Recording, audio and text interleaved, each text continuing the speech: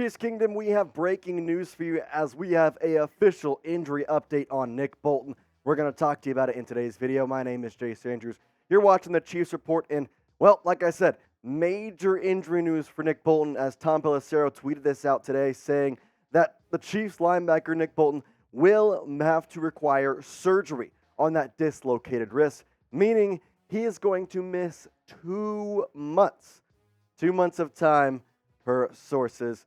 It's a seriously tough loss for Kansas City and their defense as 2 months is not a short time.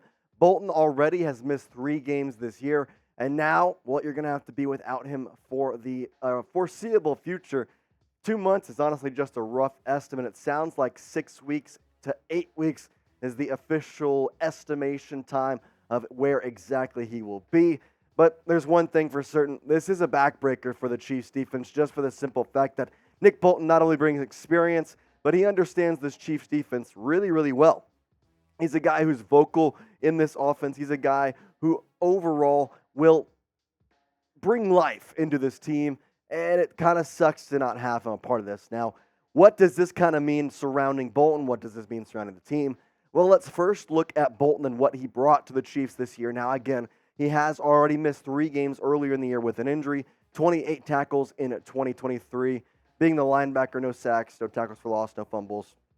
No reason for him to do that. He's honestly been just a guy that you can kind of trust in the middle of the field as a somewhat of a captain of your defense. It's a huge loss, and it sucks because 2 months, again, that's not chump change. That's going to be around 7-8 games of time that he's going to miss.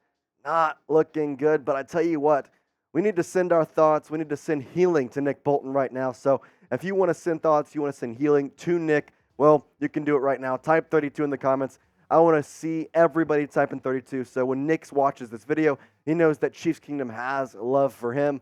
And of course, the Chiefs Report, we're showing our love to Nick Bolton today by typing 32 in the entirety of this comment section. If you're watching the video, you're commenting 32 today. I would appreciate it. Nick Bolton would appreciate it.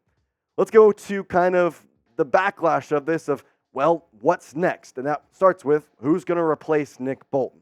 Well, there's a couple of different options, but the main one that everybody's going to talk about, the main one that we're going to talk about is Drue Tranquill. Now, why Drue Tranquill? Because when Bolton missed time earlier this year, Tranquill was the one that filled his spot. Tranquill was the one who came in and said, I'm going to take over this linebacker. He even called the plays on defense. So, Tranquill, honestly, he came in yesterday. They were trying to find ways to play him and Bolton at the same time. Now you get to play Tranquill out there. The former Charger yesterday had a great game. 2 tackles, 1 tackle for loss, 1 sack, and 1 pass breakup. That's pretty good as he goes against his former team. A little bit of a revenge game for Drue Tranquill. I like what I've seen from him, and hopefully he can continue that because, again, 2 months is not a short amount of time. Well, how many games? What is 2 months?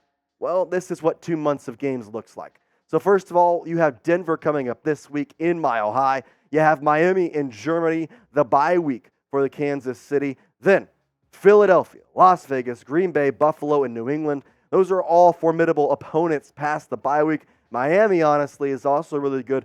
Denver, okay, that one you don't need them. But everything else, it's, I'll just say this. 2 months sounds like a lot, but when you see how many games that actually is, that's so much time.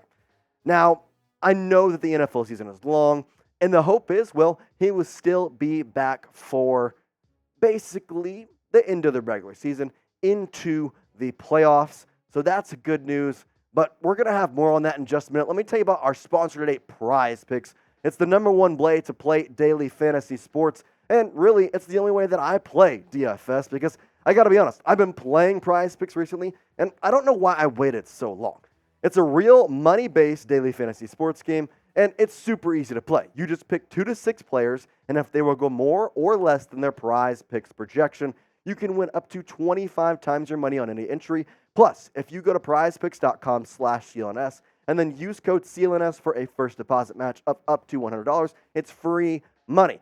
Obviously, with Monday Night Football tonight, I'm going my PrizePicks entries, and I'm showing you because if you want to fade me, if you want to do the same, I'm telling you, these are all going to be locks. Brock Purdy, yeah, I'm going with the more on rushing yards. McCaffrey will play, but overall, I think you're going to have Purdy rushing around a little bit more often.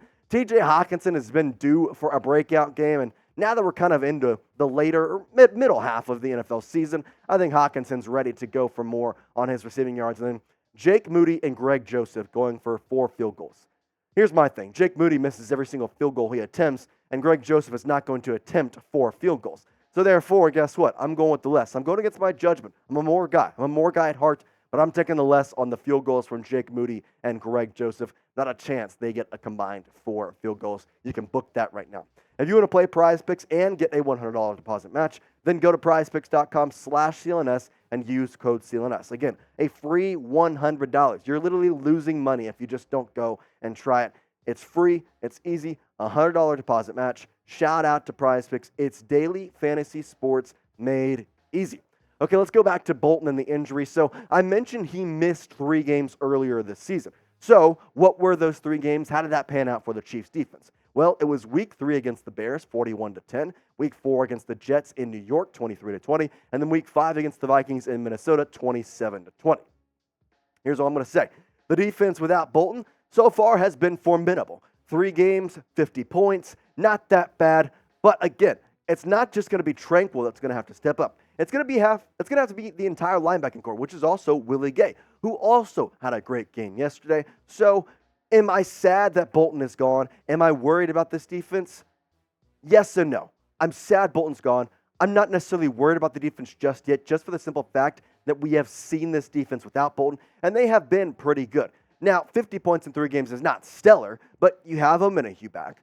You're going to have Willie Gay. You're going to have Drue Tranquill. We still don't know what's going on with Frank Clark, and technically he's more of an edge rusher linebacker. You can kind of play wherever you want to go. Maybe will they sign him now without Bolton in the lineup? Either way, it's a tough loss, and it stinks, but, that's the way the game is played, and ultimately, you fight through injuries. Good teams win with everybody healthy. Great teams win when you don't have everybody ready. Let's go into some overreactions from yesterday's game as well, as I want to talk about that after the Bolton injury and kind of wrap this whole thing with a bow. As let's start off with Travis Kelce. I think he deserves to be talked about on today's show, as he is the tight end GOAT, and I don't think people can start disputing this. Yesterday, had an absolutely incredible game. 12 receptions, 179 yards. 143 yards of that was in the first half. That was a career high in one half football. Again, I'm an average guy, 14.9. You're averaging almost 15 yards per game. Plus, you get the touchdown on the interesting play design there by Andy Reid. I don't even know what to call it. It wasn't a pop pass, wasn't a shovel pass. It was just a short pass right in front of Mahomes, and then Kelce, almost like a running back, ran through the hole in the line. But I'll say this. You can score him in any way. You can do anything with him. Kelce is absolutely insane. I don't understand where this guy came from, but he was made by the gods, because I got to tell you, he knows how to block. He knows how to pass. He knows how to catch the ball. He knows how to, you could do literally anything that you ask him to. Yesterday, they showed pictures of him or videos of him blocking, and he was really maybe better than Jawan Taylor, who has freaking 10 penalties in the year. This dude can do everything, and I believe he's the greatest tight end of all time, even though his career is not even over yet. But do you agree with me? That's what I want to know today. Is Kelce the best tight end of all time? Type Y for yes or type N for no. I'm going to make this the pinned comment on today's video, because I think it deserves to be talked about. So let me know, is Kelce the best TE of all time? Well, type Y for yes or type N for no. The 3 other guys that I want to compare him to. You have Travis Kelce's stats with games played, yards, and touchdowns. But the other 2 that are talked about in this best tight end of all time debate, Rob Gronkowski and Tony Gonzalez. Gonzo and Gronk. Well, I think Gronk is in there mostly because, he played with Tom Brady for all of his career. And that 92 touchdown mark is incredible, considering he only played 143 games. That's literally a little bit under a touchdown a game, if you kind of do the math.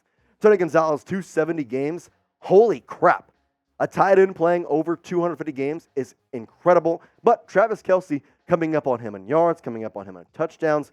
You stay with Patrick Mahomes, Kelce will pass Gonzo here in, I would say, 4 or 5 years.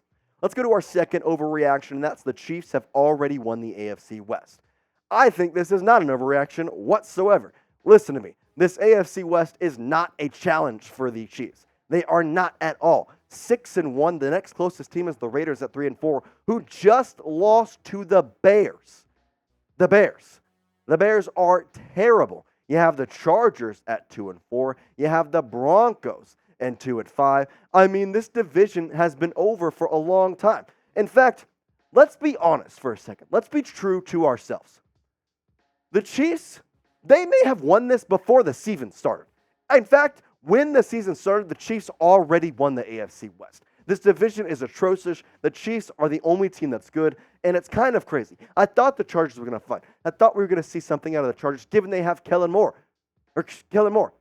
It just makes no sense why they aren't doing anything. The Raiders just suck. I mean, that's just plain facts. Broncos, yeah, Russell Wilson is not cooking, and if he is, it's burnt toast. Let's go to the third overreaction here with Charles Omenihu is the Super Bowl piece. What do I mean by that? Well, I mean that Charles Omenihu was the best acquisition of the trade deadline, and you didn't have to trade for him. You had him. He had that 6-game suspension. He came back his first game, 2 tackles, 1 tackle for loss, 1 sack, and 1 pass breakup. And that pass breakup, by the way, led to an interception. Jumped up, smacked the ball in the air. L'Jarius Sneed comes up with the INT, and that was a goal line situation. I mean, the Chargers were threatening to tie that game up. Charles Omenihu bats it into the hands of L'Jarius Sneed. Bang, bang, boom. Chiefs win the game 31-17. I'm telling you, Omenihu may have been the best acquisition, and you didn't have to trade anything for him. But I want to ask you this. I kind of threw it out there, but do the Chiefs have the best defense in the NFL with Omenihu on the squad? Because I kind of think so. They were already amazing, but Chris Jones wasn't necessarily a factor in yesterday's game. He was getting pressure. He was in the backfield, but it almost felt like he was not there, and yet it still felt like this defensive line was insane. Let me know in the comment section, do you think the Chiefs have the best defense in the NFL with Omenihu? I think this one deserves to be discussed about. Let's go to the fourth and final overreaction, and that is that Mecole Hardman is the only trade needed that Brett Veach needed to make. No, this one is in fact an overreaction. This one is in fact not exactly what you needed, and I think overall it just doesn't make sense for the simple fact of this. Hardman is a great acquisition. Hardman can do a lot of great things, but guess what? You need a wide receiver one. You need somebody who can come in here and take things away from the offense, take some pressure off of Patrick Mahomes' shoulder, and Mecole Hardman is not it. You need to make another trade, and that's all we have to say about this. But we appreciate you watching today's video, and, as always, make sure you're subbed, make sure you're liking the video. We really appreciate it. It helps us out, it helps the channel out, and overall, guess what? It's going to make it to where we have more videos and sub for Chiefs dubs. Let's be honest. The best way to celebrate a Chiefs victory is by subbing to the Chiefs Report. So hit that sub button right now. Sub for Chiefs dubs. We appreciate you watching. If you made it to the end, you are a real one. And as always, peace out.